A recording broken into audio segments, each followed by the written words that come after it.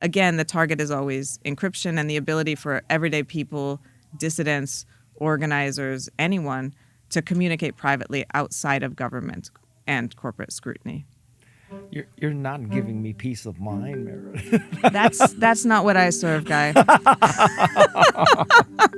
Right now, when we're talking about AI, we're talking about these massive models. They rely on huge amounts of compute, and you see this sort of bank busting data center build outs, all of this. We haven't even talked about the environmental impact, but that is, we're reopening 3 Mile Island. Like it's, we're in What some a concept. weird waters. Microsoft running 3 Mile Island. As a New Yorker, I'm like, excuse me.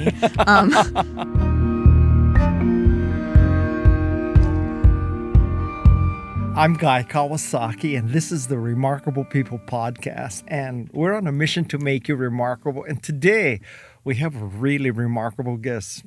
Total badass. And I say that as a compliment. Total badass. So this is Meredith Whittaker. So Meredith, welcome to the show. Thank you, Guy. It is a delight to be here with you. Even though you're on Paris time. I am on Paris time, but that just means I'm likely to say something more interesting because who knows what hour it is. Well, we offer you full editing privileges. Oh, bless you. Thank you. So when I read about your background and I heard about you, like the most fascinating thing, well, not the most fascinating because there's many fascinating things, but tell me about the Google walkout. I just love that story. Well, have you ever been so indignant that you had to just pick up and do something? Because that's kind of the origin story every of that. day. Yeah, right? And you're a doer, so I think we relate there. I was at Google since 2006, and I think that was a really different time in tech. It was a really wild and fun place.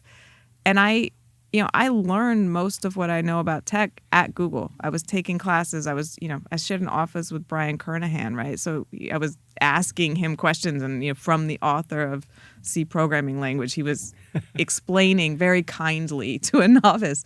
So I really came up inside of Google in terms of my tech education. And in some sense, I think I really believed it, right? There was don't be evil. There was these kind of principles, and there was this idea that you could be virtuous and you could be successful. And I was part of that wave. And, as Google grew, I could use a ungenerous term, metastasized, it became just this giant with so many different divisions. That culture didn't always follow. And I think, I was very dedicated, almost naive in some sense, really trying to make change. I had founded an AI research group. I was speaking around the world about, some of these harms and, earnestly trying to change the conversation and the direction in ways I thought were beneficial, based on the force of ideas. And there was a time around 2017 when I realized they seem to clap at the end of my speeches, but then the decisions don't change. And the walkout was born out of that. There was Google moving forward to be an AI military contractor. A lot of the bad cultural trends were just toxic behavior was rewarded, which you would see just eroding your teams, eroding the work that you were doing. Just really, this kind of unforced error I felt. And I wasn't the only one who felt that. So the walkout was a collective action where we all just said enough. Was that around the time where our best friend got like $90 million after sexual harassment? Yeah. I mean, how do you even explain that to yourself? You just fired a guy and he got $90 million. I mean, that was the spark that lit the fire on the mom's messaging group at Google. And people were just like, are you kidding me? I have been working nights and weekends. I had not seen my baby, all of this. And then this guy, who everyone knew was, he drove success sometimes, but he was you work at a company, the stories, right? And it just, it became the representative for a lot of like smaller harms and problems that people felt. But yeah, $90 million. And we did the math and we were like, a contractor working minimum wage would have to work something like 3,000 years, right? Every single day to make that. So there was also just a feeling of inequity that really cut against the grain of, the Google that a lot of people felt they were promised. Now, wasn't the walkout only about half an hour, though? I mean, yeah, it was. Why such a short time? Well, I don't actually remember the reasoning for some of that, but I think it was, we're efficient people. And it was, how do you stage an action in a bounded way, right? It was around the world. We started in Singapore, and I remember going to bed in New York, and we had this Instagram account set up to share photos from the walkout because every office was going to walk out at 11:11 a.m. and we had a rolling thunder. So you start in Singapore and it moves through the time zones as the sun rises. We're walking out. We're walking out. We're walking out. And I remember looking. We didn't know if it would work, right? Maybe 13 people will show up, but like we're gonna do this. There's momentum. There's energy. Like let's go. And I looked at the photo going to bed in New York, and there were hundreds of people in Singapore, and I was like, okay. Well, if Singapore popped off, this is a thing. And I was trying to sleep and then, got to the park in New York in the morning and it just, that was a day. And now it's 5 years ago. And did Google retaliate? Yeah. Yeah, they did. How did they do it? They basically kind of reshuffled my job responsibilities in a way that I couldn't accept if I wanted to pursue what I was doing. And it's classic. I think there's constructive termination is the labor law term for it. So constructive termination. That's an oxymoron. Yeah. This is lawyer language, right? Where you're like, the literal term doesn't make sense, but I'm sure you know what that means. But it was, I was given the choice to basically become an administrator who did budgeting for the open source office. And I was like, well, I did found an AI research group and I have all of this work and I'm sort of recognized publicly for this, so I'm obviously not going to take that option. And at some point you get tired of fighting, right? It wasn't personal to me, right? It would like a lot of people I really love and value at Google. I was just like, any human being, however much I love them, if you have that type of responsibility in the world and that type of power, you need to live up to it. And if you have real friends, they're going to tell you that. This is like this do no harm thing is just total bullshit at this point. I don't know if it's total bullshit. I think there are a lot of people who feel it sincerely, but ultimately if the incentives of these companies are driven by forever growth and forever profit, and you have a board with a fiduciary duty that is not to harmlessness, but to growth and profit, you are going to prioritize those things. And at some point, the far horizons of those ethically dubious choices that felt so far away in 2006, like military contracting, like building a surveillance version of the search engine for the Chinese market, et cetera, or maybe the American market in the future, whatever it is. Like those horizons got closer and closer and closer. And the people filling Google were, again, what is the objective function here? Profit and growth. And I think that's with the type of power that the tech industry has now, with centralized surveillance, centralized information platforms, we really need to be looking at that incentive structure because it's not healthy. I feel like the moment when I figured out there was no Santa Claus. I mean, I know, but you still got presents, so yeah, I hope. Or gift certificate at Amazon. So now your Signal. Tell us about Signal. Signal is so cool. I think it is the coolest tech organization in the world.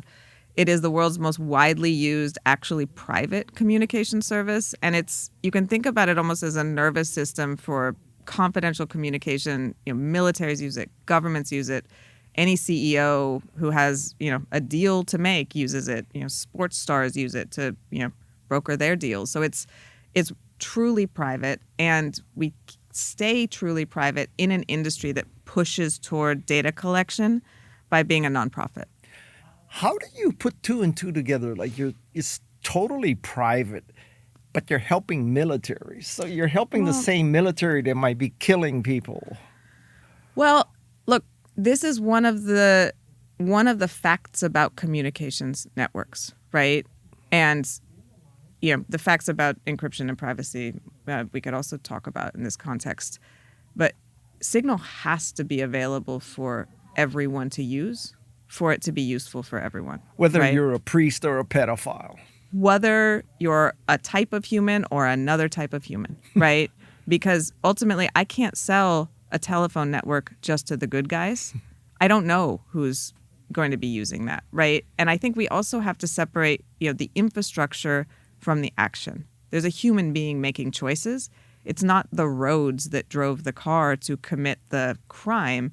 It's a human being in a car who rode on those roads to go commit the crime. So, we don't license Signal to any one of these entities. Signal is free to use for everyone. And we don't have a military version or a CEO version, or, we don't have an enterprise business model, any of that. But the fact is that, anywhere where confidentiality is valued by anyone, Signal is valuable. And if I'm listening to this and I'm just a husband or a wife and I have teenage kids, is there an argument to be made that I should be using Signal? Yeah, there is. And what's the argument? Well, I think the argument is, one, Signal is pleasant. It is lovely. We're not selling you ads. We're not farming for engagement. You're not going to get on a feed and fall into a hole of Instagram ads. So there's something crisp and clean and elegant about Signal that I just want to forward before we talk about any of the values, because it's actually it's a lovely, simple app, and it kind of takes us back to the days before that oversaturation of everything's a bot, everything's an ad, everything's a feed. Beyond that, I think we do need to be serious about the times we live in, right? Data can be indelible. My Gmail from 2005 is stored in a Google server somewhere, but our political context has moved pretty dramatically since 2005. And we're living in a time right now where there is a woman living in prison because Facebook turned over messages between her and her daughter in Nebraska after the Dobbs decision. And the Dobbs decision is what kicked abortion rights down to the state level and allowed states to criminalize it. And they're living in prison because they discussed accessing reproductive care and dealing with that over Facebook Messenger. Those messages turned over to law enforcement, and she's probably cold right now in prison, waiting to get out. So there is a reason here that is really, really deep, and it isn't just a reason that exists in the present moment. We need to recognize that we're in very volatile times, and I think of it simply as hygiene, right? Why would you want that out there? Why would you want every thought you thought 10 years ago in a database that now may be leaked or breached or turned over? But I still need a network effect, right? I mean, I have to convince the other 5 people in my family to get onto it. Exactly. And you kind of went around the edges of this. So basically, if you are a woman in Florida or Texas and you're considering an abortion, I mean, you shouldn't use Gmail or Facebook Messenger or anything, right? No, I wouldn't Google it. Huh. And what about the relationship with WhatsApp? Are we already, I mean, isn't your technology part of WhatsApp? So is it safe to discuss abortion on WhatsApp? This gets into threat modeling and all the nuance there, but, let's quickly go through the differences and similarities between WhatsApp and Signal. So WhatsApp licenses the Signal protocol, which is the core encryption that protects what you say. So anything you write in WhatsApp can't see it. Only the people you're talking to can see it. And that's great. But what they don't do is encrypt metadata. They aren't keeping facts about who you talk to, who's in your contact list, when you start talking to someone, when you stop talking to them, who's in your group chats. Really important, intimate information is not protected by WhatsApp. And that's a key differentiator between WhatsApp and Signal, minus the fact that WhatsApp is also part of Meta, and Meta, you could join, database join with Facebook data. You get into some here comes some Cambridge. Yeah. And how do you pay the bills at Signal? Donations, and that's going out to all the listeners who might be looking for a righteous tech cause. We are a nonprofit. We are funded by donations, and this is not a nice little philanthropic outfit. This is because we looked at the hard facts and we realized, the core business model of communications tech in this day and age is collecting data. You model that data to sell ads. You sell that data to data brokers. You use that data to farm engagement, to sell ads, or you train AI models. And so if we were governed by that type of, fiduciary duty to the shareholders, and we were trying to stay private, we're basically rowing up against this business model, and it would be, beholden on our board probably at some point to be like, hey, can you cut some of this privacy stuff out? because we got to make some money. So we're very self-aware in that regard, and we're looking to shape new models for tech that are actually breaking that surveillance business model and creating a more independent ecosystem. In a sense, are you like the Wikipedia of messaging then? Well, I think the similarities is that we're a nonprofit and Wikipedia is a nonprofit. I think of Wikipedia as sort of a an online library, so it's a different. I meant in terms of revenue model, yeah, donations, donations, and we're exploring other models as well. Are there endowments that we could set up? Are there hybrid or tandem forms of profit, nonprofit? But the absolute primary objective here is we need to shield signal from the pressures of surveillance, from the pressures of data collection. And what happens if the Koch brothers or Elon Musk or the Gates Foundation decides we want to give you a $1 billion donation? Well, I sit at the table and we talk it through, right? So what are the terms of that? We're not, Signal must stay open source. It must stay independent. It must stay private. It is laser focused on its mission. And so, all right, let's talk about where that $1 billion goes. I think, is that an endowment? What are the, how do we work with that? But it wouldn't come with control or the ability to, inject code into Signal. And our principles would remain really steadfast. And one of the things that's super lucky about us is we came up in a very different tech era. Moxie founded Signal in the 2000s, and it developed because of the virtuosic work of Moxie and Trevor on the protocol and a lot of the development work. A community of experts have formed around Signal. So our protocol and the encryption implementation that we use are open, and they're scrutinized by thousands and thousands of hackers and InfoSec folks. We have a security community that is sort of like a train spotter for Signal, for Signal code. So, when we cut a new branch and it's in GitHub, we have people on the forums and Reddit looking at it. So there's an immune system that we really, really value out there that would, call BS on any move. And we would listen to them because we really value that. Well, I was on the board of trustees of Wikipedia, and what you just described is very similar. The Wikipedians are like they're. I thought I knew evangelism because of Macintosh people, but oh my God, Wikipedia blows them away. And we should trade notes sometimes because there's some men in my mentions, very passionate. So now, if I'm a young. Well, I don't have to be young, but if you're an engineer and you're thinking, wow, I'd like to go and join this Signal team. I know the answer, but I'm going to ask you. But, should I think, not for profit, based on donations means I'm not going to get paid a lot. So how does this work? Let me assure you, young engineer, we pay very well. We pay as close to industry salaries as we can. We have, certain benefits that I think are, non-monetary. So it's, we are a remote organization. We work in U.S. time zones, but remotely. So you have that flexibility. And I do think it really matters. We're a very high caliber team. So you enter in there, you're literally shaping core infrastructure that human rights groups and journalists rely on. I got off a phone with a publisher this morning that I was talking about around a book I'm working on.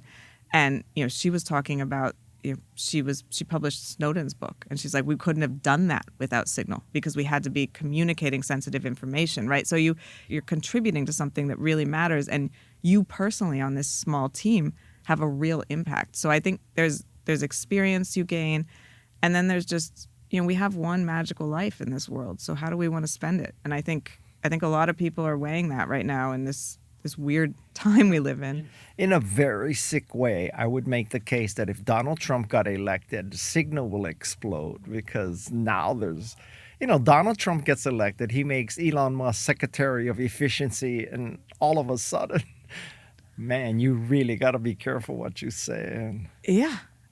I mean, and what you said, because that data is still there on those platforms, right? And this is why I say, moms, teens, it doesn't matter if you have anything to hide. You don't want to be that weak link in your network. So speaking of this kind of threat, I mean, I understand the difference between, Signal and other things, but a CEO was just arrested, right, in France, of all places. And now, couldn't some government make the case, well, there's drug dealers and pedophiles on Signal, so we're going to shut that down and we're going to arrest you? They do make that case sometimes. Not arrest me. We haven't gotten to that point. I think, just addressing the Telegram situation quickly, there are vast differences. So Telegram is basically an unmoderated social media platform that has messaging bolted onto the side. They're not encrypted. They do have the data. And under European regulations, there's a very particular threshold that social media platforms of their size, with the data they have and the public broadcast features they offer, have to meet, with the law. Signal is only messaging. We don't have any social media broadcast functions. You don't have a directory. You can't find your friends. So it's a very, we actually think about how do we avoid those thresholds? How do we avoid culpability here so that we are building something that's very pure and not subject to, those laws. So the terms of the arrest, are very unlikely to hit Signal. However, I think it is notable that, executives of core infrastructure tech companies are now on the playing board in that way. And we do have to be aware of that in a geopolitically fractured world. Yeah. And I think it's notable that there is a war on encryption. There's been a war on encryption since 1976 and before, when, Whit Diffie and Martin Hellman tried to publish their paper on public key cryptography, and the U.S. government freaked out and tried to stop the publication. We went through the crypto wars in the 90s. After Snowden, you saw full disk encryption on iOS and Android, and then suddenly 2015 there was a crisis, but a kind of manufactured crisis where James Comey tried to browbeat Apple. And the pretext then was terrorism, and now you have, new pretexts around child safety. But again, the target is always encryption and the ability for everyday people, dissidents, organizers, anyone to communicate privately outside of government and corporate scrutiny. You're not giving me peace of mind, Meredith. That's not what I serve, Guy. So I want to know, going back into your checkered past, tell me. Houndstooth, please. What is it like to testify in front of Congress? It's really stressful. Your amygdala is firing. You're thinking about your posture, and then suddenly it's over, and you're toddling out onto the street trying to find an Uber. But you prep. You have all of your answers there. You have to make sure your numbers are right. So I remember having these little sheets. I had my flashcards with what are the things I'm going to cite, and then I felt when I did it a real responsibility, right? Because I am, I'm not just speaking for Meredith. I'm trying to get this message through, and I'm trying to get it through to people who are probably not thinking that hard. They probably didn't read my opening statement. Their staff did. They handed them some talking points. But if I mess up, that's the clip they're going to pick, right? And that's the narrative they're going to remember. So it does feel to me like it's something you really prep for, and then it's over, and then you feel, then you sleep on the Acela back to New York. I would love to see you testify in front of Jim Jordan. I think you would have him for breakfast. I did actually. It was Jim Jordan. Oh. Yeah, Jim Jordan was there, and he was trying to get at he was is Amazon political? Because he was trying to get at tech is anti, whatever this thing. And I remember hearing that question, and I was like, oh, he wants me to say tech is biased against the right, or what have you. And I sat with it, and I was like, I don't know how to answer that. That's a trap. And I was like, well, they do hire many lobbyists. And he got so mad at that answer, he just stopped questioning me. But I go for round two. Let's talk about AI now. All right. So first of all, what was your reaction when there was this movement let's pause AI for 6 months? I think unserious is the word that comes to mind. I get it, right? But, one, what is AI? We got to answer that question. And as a pedant, I often start there. And two, I thought it was a very splashy statement that certainly it kind of generated a lot of heat and a lot of smoke. But the reasoning for pausing AI, what a pause meant in a world where, is it developing a core library that then becomes part of an AI system? Is it collecting data that then is aggregated and cleaned to train an AI model? Is it developing an NVIDIA chip that is going to accelerate train? Like, what is AI here? And what do you mean by pause it? Again, it didn't feel serious to me. And clearly it wasn't, because here we are in the moment of increasing acceleration. Well, and the people talking about that were seemingly intelligent, experienced being like, seriously, what does it mean to pause development? Like, you turn off all the computers. I mean, what is it? Like, it's not like I'm going to stop harvesting redwood trees for 6 months. Yeah. I mean, that I can understand. Exactly.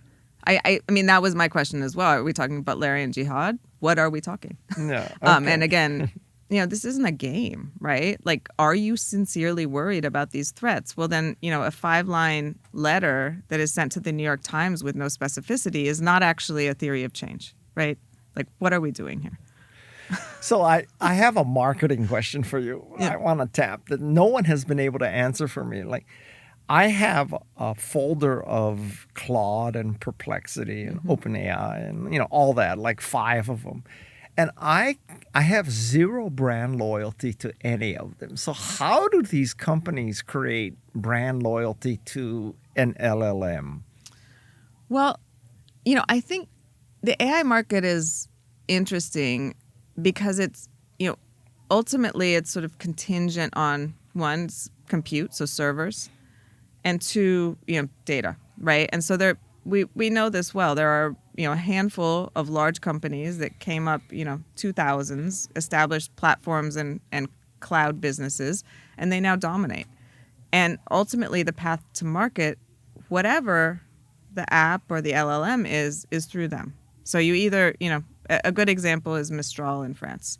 They build open source models, large language models, open source. They're kind of a national champion in France. I'm sure many of the listeners know them. They do really interesting work. But, they can't just IPO, right? There's a model. What are you going to do with that, right? You can post it on Hugging Face, but that's not a business model.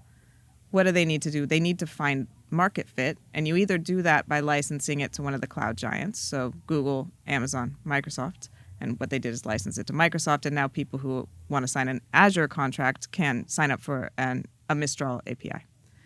Or you go through one of the platforms. And this is Meta, right? You could be acquired by Meta, and they integrate your AI into their platforms for, newsfeed calibration, for advertiser services, for whatever it is. And this also helps explain kind of the open-closed AI debate. Because, of course, the cloud companies want proprietary models, because if they have them and they're licensing them to you, that's a market advantage. You're signing up for an Azure contract. You can only get that through Azure or what have you. But the platform companies want to integrate this. They don't have, their market is integrated into the platform that you're looking at all day. So they want open models. They want to be able to harvest from the work of people who are sort of building on top of these open LLMs. So I think there's interesting market dynamics that help us dig into questions like that. A few minutes ago, you alluded to the fact you're writing a book. Yeah. So what is this book? I just sold it. And it's kind of an alternative history of tech that starts with Charles Babbage. And you're going way back. Yeah, well, I am. You did ask if I were crazy, so and I'll say maybe this is a slight symptom of that. But I've done a lot of research on this actually, and it was for me, I get a lot of joy in spending time in the archives, spending time with ideas. Like there's an itch that gets scratched every time something comes together that I didn't understand, and I'm like, wow, okay, now I get something, or whoa, I had completely misunderstood that. So I spent some time looking at the relationship between the Industrial Revolution, as it's called, computation, and the Age of Abolition, and this sort of period when Britain was, looking to and then did, in some sense, abolish slavery, and sort of the plantation technologies that were then imported into the Industrial Revolution and actually informed the blueprints for computation. So as a side project, as a treat. And you're doing this while you're running Signal. Well, I've done some of this research before, so I spent about 2 years reading through this and getting that. But I do, this is This is how I spend my weekends. And I love it. So I'm an author also, and I'm just curious about your attitude. So I have written 16 books, or some people say I wrote one book 16 times, but I love it. I have made a concerted effort to get them into every LLM that I can. There are many authors who have the exact opposite reaction, which is I don't want my stuff in LLMs because I'm not going to get rewarded for it. They're just going to take my work and intellectual property. So where are you on this kind of, is your book going to be out there in LLMs so that when people ask ChatGPT, what did Charles Babbage do? It's going to cite you. I mean, I imagine the second someone posts it to LibGen, it will be in an LLM. So it's unclear that I would have that much control over that, given the web scraping that is generally creating the data sets that LLMs use and the fact that they're too big to be auditable. That aside, I think the question generally to me is less like, is it in, is it not in? What is the intellectual property argument? Is it fair use? That's fine. I'm really just interested, like, are we cultivating an economic system in which creativity and intellectual work and art continue to be rewarded? Like, who is getting paid is my question. And if the answer is only Microsoft, then I don't really care what we call it. That is not a system that I want to endorse, because I went through art school. I think art and writing and language are the way that we're able to express, our place in the world to each other. It's so core to human life and human flourishing. And I dread a world in which there's no reward for that work, in which it's just, reproduced by massive companies, or sort of, a simulacra of that work is produced by these models, because I don't think we thrive as human beings without that. So okay.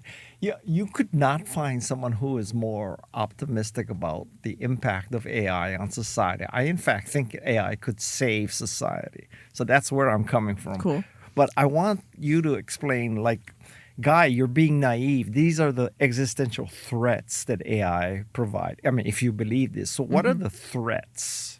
Well, I want to look away from AI as a technology in a vacuum to explain where I come from here. Because obviously finding patterns in large amounts of data, super useful, right? Assuming the data is good, assuming, the decision makers who are acting on those patterns are benevolent, all of that. But right now, when we're talking about AI, we're talking about these massive models. They rely on huge amounts of compute, and you see this sort of like, bank busting data center build outs, all of this. We haven't even talked about the environmental impact, but that is, we're reopening 3 Mile Island. Like, it's, we're in What some a concept. weird waters. Microsoft running 3 Mile Island. As a New Yorker, I'm like, excuse me.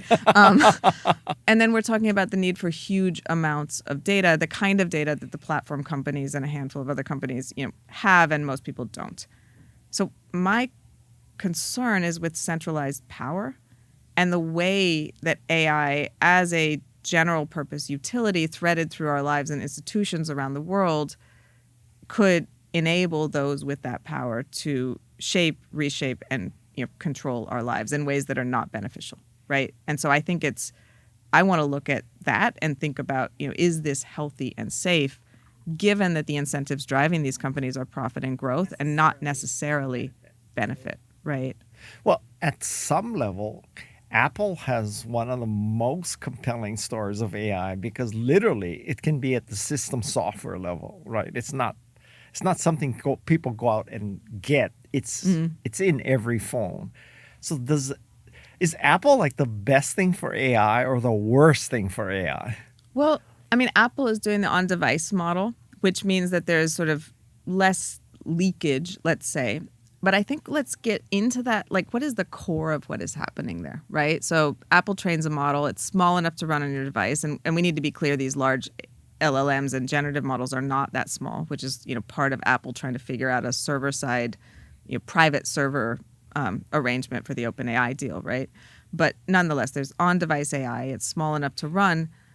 But it's also, oftentimes making really key decisions, right? So it's, like, do you want to read this email or not? Or, like scanning your photos and saying, this is bad. This is, maybe you don't want to send this, whatever. I think it's more private, but you're still giving Apple sort of an obscure power to make decisions and determinations that I think we need to look at in the context of this sort of privacy and agency conversation. Well, if anybody believed that Google was going to do no harm, you should ask yourself if you believe Apple's going to do no harm too, because obviously things can change. Well, Apple, I know WhatsApp, Signal, and others were pulled from the App Store in China, right? I completely understand companies have to work within the laws of certain governments. But nonetheless, I think, we can't treat these companies and their incentive structures as sort of, good or bad. We have to recognize they're going to be compelled to do certain things under certain conditions. And we need to create structures and systems that act as prophylactics from, potential harmful decisions, right? And this is why I'm always looking at the structural level. I'm always looking at the system. Even, I love people. I'm very easy on people.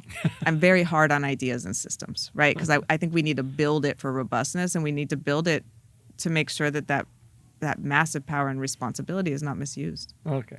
Last general topic. Yeah. Because I know you have some constraints here.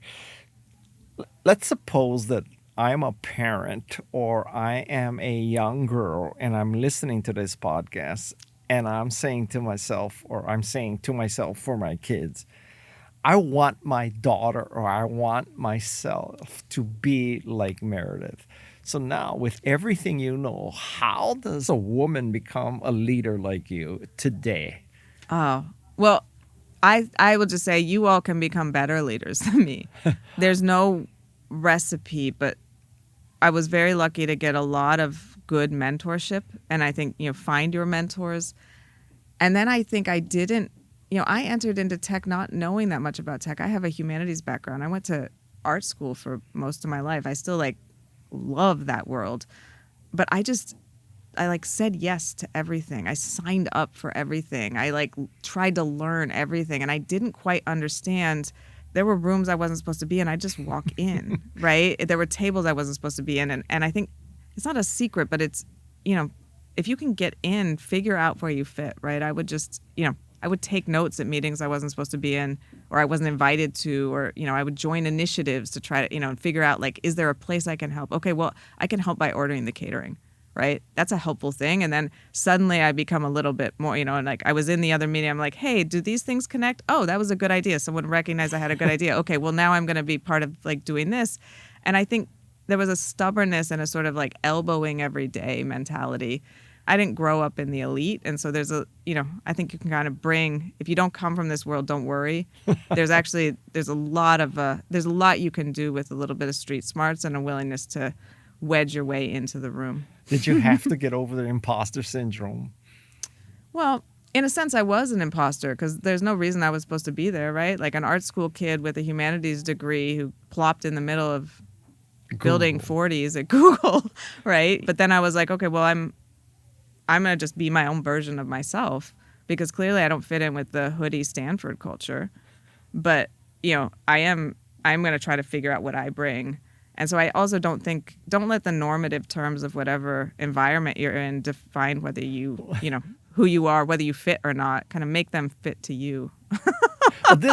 This may seem like a dumb question, but then if you were not the Stanford hoodie culture with a PhD in computer science, how the hell did you get into Google at all?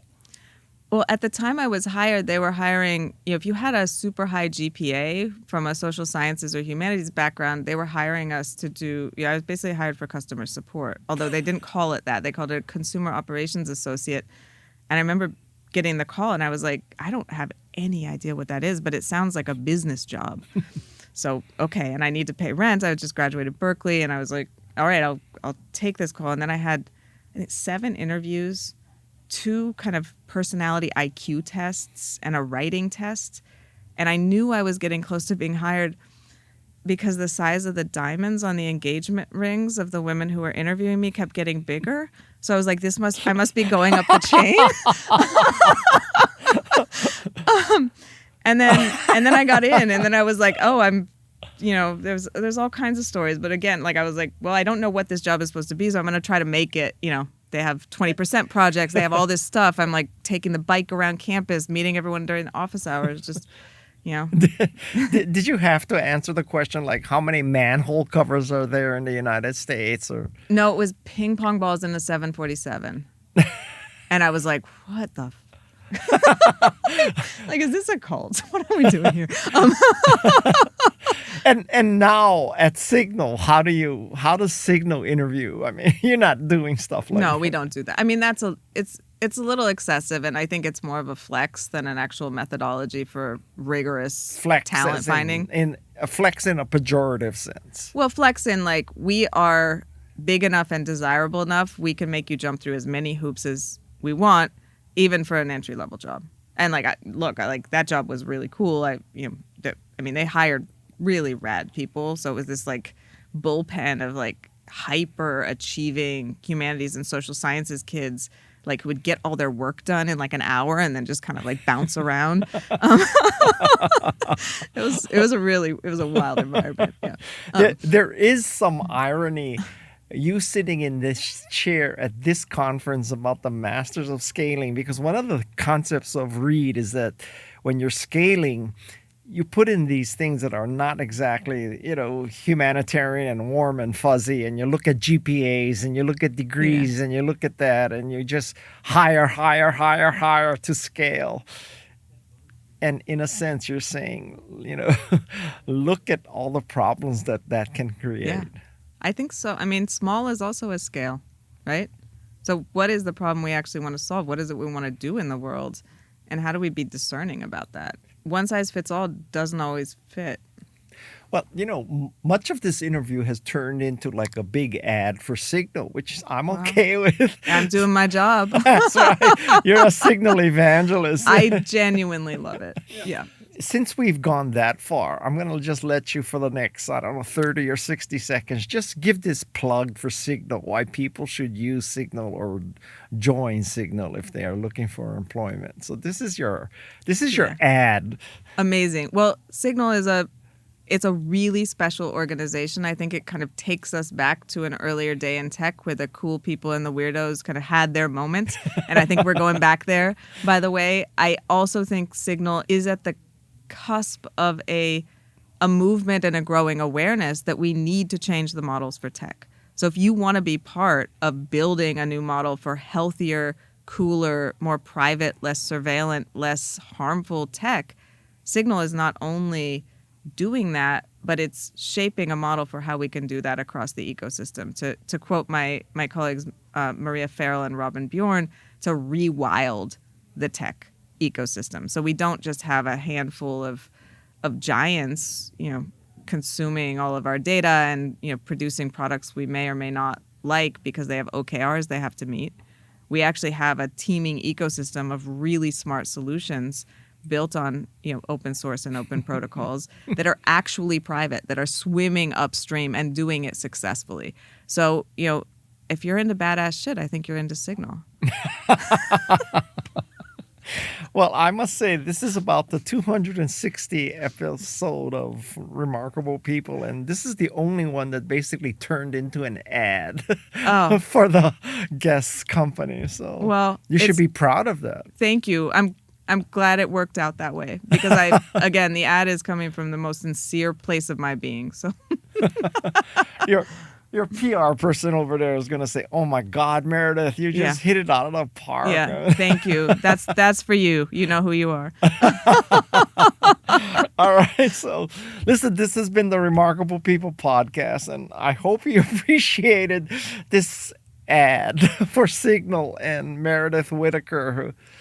And particularly if you're a woman and want to emulate her, I mean, I think you'll learn a lot about climbing the ladder and kicking ass. Well, thank you, Guy. It's been just a delight. And thank you, everyone who listened to this non-targeted ad.